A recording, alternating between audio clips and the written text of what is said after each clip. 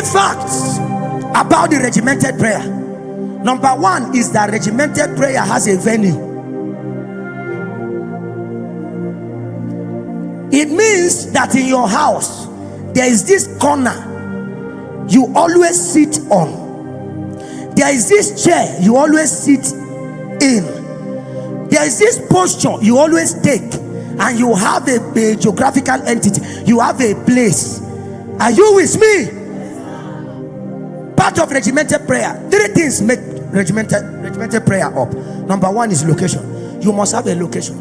It means that you don't just wake up and say you're praying everywhere, except you are led by the Spirit. If you want to have an altar, you must have somewhere you stay to pray every day. So number one is venue, location. That is where I pray.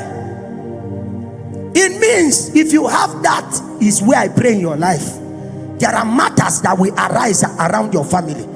You will tell them that you are coming. You know where you always talk to God. You go there.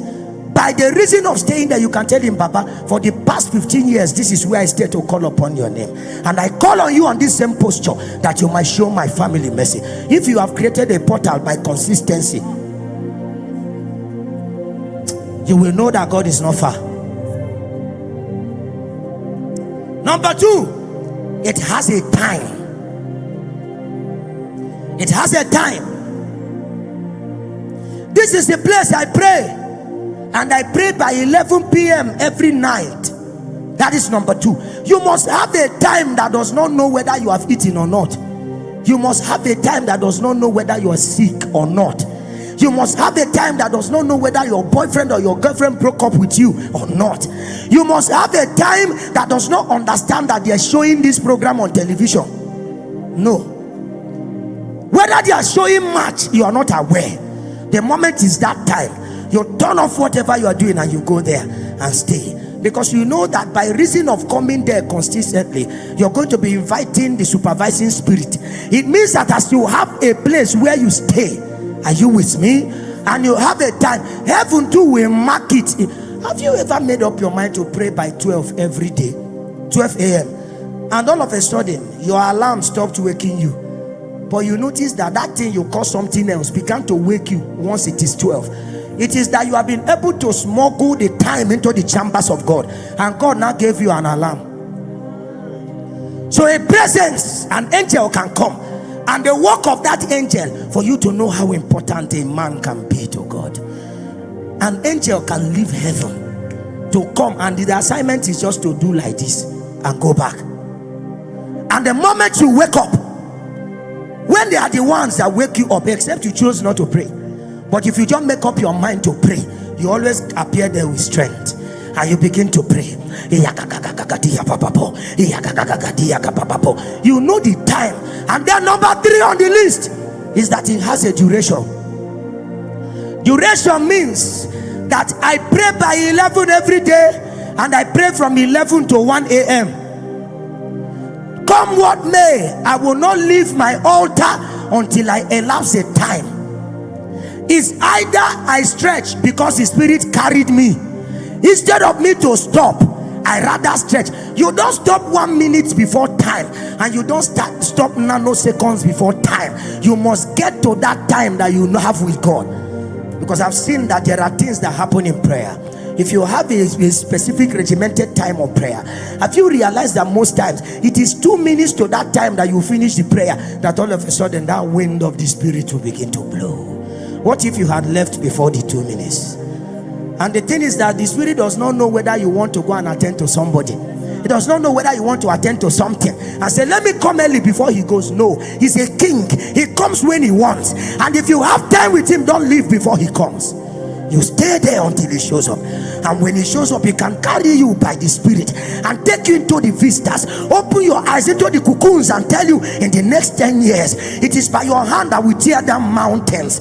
I know you don't look like the things that I speak of now, but I want to let you know that by the reason of your consistency in prayer, I build you like a sharp instrument.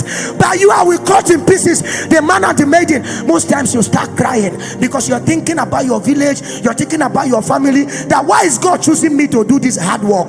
The The moment you are about to finish, he can now tell you that father of faith, you are the one to hand over from him. You say, I'm saying that the one you said is too big. You are giving me more tests. You don't know how to summon mantles.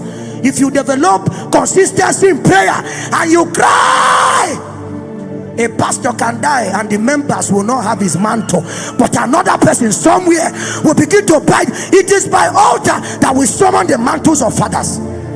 I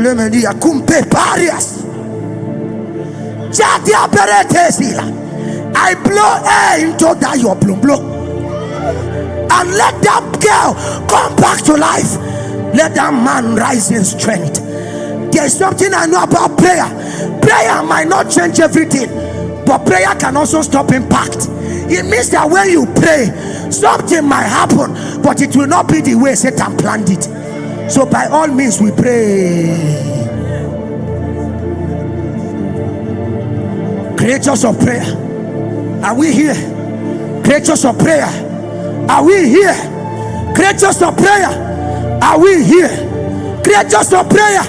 If they have got your prayer life, even if your business is flourishing, they have got your life already.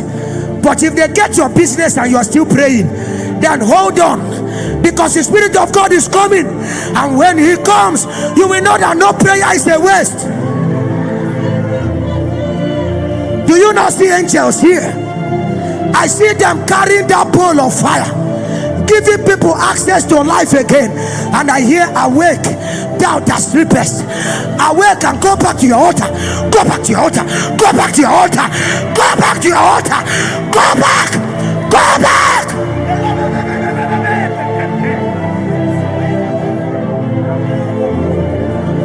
Shalapoterias. Can we talk in tongue loud? I see the Lord reviving people.